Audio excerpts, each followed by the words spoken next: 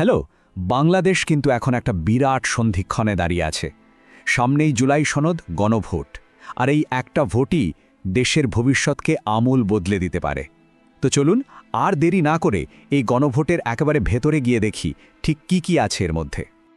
ব্যাপারটা শুনতে যতটা সহজ, আসলে কিন্তু ততটা না। মানে আগামী 12ই ফেব্রুয়ারি ভোটারদের সামনে থাকবে খুবই সাধারণ একটা প্রশ্ন, কিন্তু সেই একটা প্রশ্নের উত্তরই দেশের সংবিধান আর আইনের পুরো গতিপথটাকেই ঘুরিয়ে দিতে পারে। ভাবছেন কি সেই প্রশ্ন?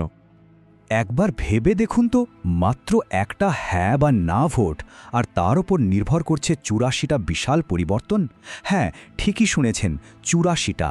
এর মধ্যে ৪৭টা তো সরাসরি সাংবিধানিক, আর বাকি ৩৭টা আইনগত। মানে দেশের পুরো কাঠামোর ভাগ্যই ঝুলে থাকবে ওই একটা দিনের ভোটের ওপর। এতগুলো পরিবর্তন নিয়ে একসাথে কথা বললে গুলিয়ে যেতে পারে, তাই না? এজন্যে আমরা পুরো বিষয়টাকে 5টা মূল ভাগে ভাগ করে নিয়েছি, যাতে বুঝতে সুবিধা হয়। আর একদম শেষে আমরা দেখব ভোটের ফলাফল যাই হোক না কেন বাংলাদেশের সামনে কি অপেক্ষা করছে। আচ্ছা, তাহলে একদম শুরু থেকে শুরু করা যাক। প্রথম প্রশ্নটাই হলো, ব্যালট পেপারে যে হ্যাঁ অথবা না ভোট দিতে হবে, সেটা আসলে কিসের জন্য? দেখুন, এই হ্যাঁ ভোটের পক্ষে সবচেয়ে বড় প্রচারটা চালাচ্ছে অন্তর্বর্তী সরকার, যার নেতৃত্বে আছেন অধ্যাপক মোহাম্মদ ইউনুস। তাদের বক্তব্যটা খুব পরিষ্কার। এই সংস্কারগুলো পাশ হলে দেশ বৈষম্য শোষণ থেকে মুক্ত হবে, আর একটা নতুন বাংলাদেশের দরজা খুলে যাবে। কিন্তু প্রশ্ন হলো, ব্যাপারটা কি সত্যি এতটা সহজ?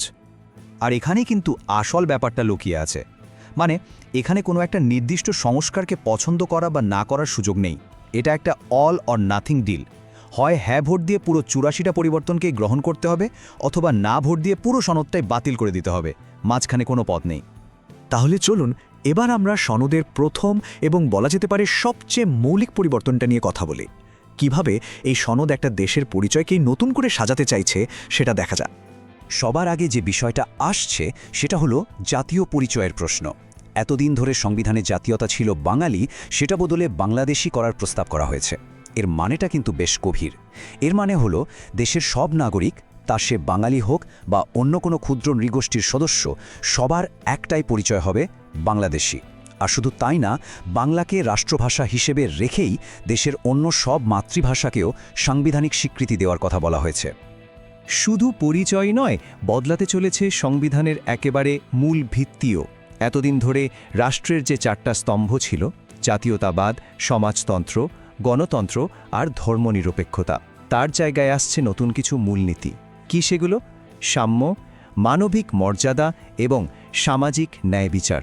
ভাবুন, এই পরিবর্তনটা কিন্তু রাষ্ট্রের দর্শনকেই পুরোপুরি বদলে দেবে। এই সনদটা যে কতটা আধুনিক সময়ের কথা ভেবে তৈরি, তার একটা বড় প্রমাণ হলো দুটো নতুন মৌলিক অধিকার যোগ করার প্রস্তাব। একটা হলো নিরবিচ্ছিন্ন ইন্টারনেট পাওয়ার অধিকার, আর দ্বিতীয়টা হলো ব্যক্তিগত তথ্যের সুরক্ষা। মানে এখন থেকে এগুলো একজন নাগরিকের সাংবিধানিক অধিকার হিসেবে গণ্য হবে। আচ্ছা, এবার আসা যাক সম্ভবত সবচেয়ে আলোচিত বিষয়টাতে, যেটা নিয়ে সবার আগ্রহ তুঙ্গে: রাষ্ট্রপতি আর প্রধানমন্ত্রীর ক্ষমতার ভারসাম্য। চলুন দেখি এখানে ঠিক কি পরিবর্তনের প্রস্তাব করা হয়েছে। এখানে সবচেয়ে বড় পরিবর্তনগুলোর একটা হলো প্রধানমন্ত্রীর মেয়াদের ব্যাপারটা। নতুন প্রস্তাবে একদম পরিষ্কার করে বলা হয়েছে, একজন ব্যক্তি তার জীবনে দুবারের বেশি প্রধানমন্ত্রী হতে পারবেন না, মানে সর্বোচ্চ 10 বছর। এর পেছনের মূল উদ্দেশ্যটাই হলো ক্ষমতার এককেন্দ্রীকরণ ঠেকানো। তো একদিকে যেমন প্রধানমন্ত্রীর ক্ষমতাকে একটা সীমার মধ্যে আনা হচ্ছে, অন্যদিকে রাষ্ট্রপতির ক্ষমতা কিছুটা বাড়ানোর প্রস্তাবও আছে। যেমন এখন থেকে রাষ্ট্রপতি প্রধানমন্ত্রীর পরামর্শ ছাড়াই জাতীয় মানবাধিকার কমিশন, তথ্য কমিশন বা প্রেস কাউন্সিলের মতো বেশ কিছু গুরুত্বপূর্ণ প্রতিষ্ঠানের প্রধানদের নিয়োগ দিতে পারবেন। শুধু তাই নয়, ক্ষমতার অপব্যবহার আটকানোর জন্য বেশ কিছু নতুন নিয়ম আসছে। যেমন ধরুন জরুরি অবস্থা। এখন আর চাইলেই সেটা জারি করা যাবে না। এর জন্য মন্ত্রিসভার অনুমোদন তো লাগবেই, সেখানে বিরোধী দলীয় নেতার উপস্থিতিও থাকতে হবে। আরেকটা বড় পরিবর্তন হলো রাষ্ট্রপতির ক্ষমা প্রদর্শনের ক্ষমতা নিয়ে। এখন থেকে সেক্ষেত্রে ভুক্তভোগী বা তার পরিবারের সম্মতি লাগবে।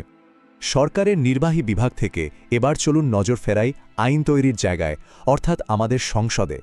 এখানেও কিন্তু বেশ কিছু বড়সড় পরিবর্তনের প্রস্তাব রয়েছে।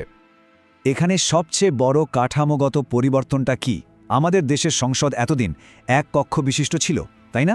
এখন সেটাকে 2 কক্ষ বিশিষ্ট করার প্রস্তাব দেওয়া হয়েছে। মানে ৩৫০ আসনের নিম্নকক্ষের সাথে একটা ১০০ আসনের উচ্চকক্ষ থাকবে। এর মূল উদ্দেশ্য হল যে কোনো আইন তৈরির আগে যেন আরও ভালোভাবে বিচার বিশ্লেষণ করা যায় এবং বিভিন্ন শ্রেণী পেশার মানুষের প্রতিনিধিত্ব নিশ্চিত হয়। আরে হ্যাঁ, ফিরে আসছে এক সময়ের বহুল আলোচিত এবং বিতর্কিত তত্ত্বাবধায়ক সরকার ব্যবস্থা। তবে এবার কিন্তু একটু নতুন আঙ্গিকে। যেহেতু অতীতে এই ব্যবস্থা নিয়ে অনেক বিতর্ক হয়েছে, তাই এবার প্রস্তাব করা হয়েছে যে শাসক দল, প্রধান বিরোধী দল এবং দ্বিতীয় বিরোধী দল সবার সাথে আলোচনা করেই এটা গঠন করা হবে। লক্ষ্য একটাই, নির্বাচনকালীন সরকার যেন নিরপেক্ষ হয়। সংসদকে আরও কার্যকর করার জন্য আরও কিছু ইন্টারেস্টিং প্রস্তাব আছে। যেমন ডেপুটি স্পিকারের পদটা দেওয়া হবে বিরোধী দলকে। এতে সংসদে তাদের ভূমিকা আরও জোরালো হবে। আর একটা খুবই গুরুত্বপূর্ণ পরিবর্তন হলো, এখন থেকে এমপিরা বাজেট আর আস্থা ভোট ছাড়া অন্য যে কোনো বিলে নিজেদের বিবেক অনুযায়ী অর্থাৎ দলের সিদ্ধান্তের বাইরে গিয়েও ভোট দিতে পারবেন। এটা কিন্তু সংসদীয় গণতন্ত্রের জন্য অনেক বড় একটা ব্যাপার। আমাদের আলোচনার শেষ ধাপে চলে এসেছি। এবার আমরা দেখব বিচার ব্যবস্থা নিয়ে কি সংস্কারের কথা বলা হয়েছে। কারণ একটা দেশের গণতন্ত্র আসলে কতটা মজবুত সেটা কিন্তু অনেকটাই নির্ভর করে তার বিচার ব্যবস্থা কতটা স্বাধীন তার ওপর। বিচার বিভাগের স্বাধীনতা নিশ্চিত করার জন্য সবচেয়ে বড় পরিবর্তনটা আনা হচ্ছে বিচারক নিয়োগের পদ্ধতিতে। এখন থেকে প্রধান বিচারপতিতে অবশ্যই আপিল বিভাগ থেকেই নিয়োগ দিতে হবে, আর হাইকোর্টের বিচারক নিয়োগের জন্য প্রধান বিচারপতির নেতৃত্বে একটা আলাদা কমিশন থাকবে।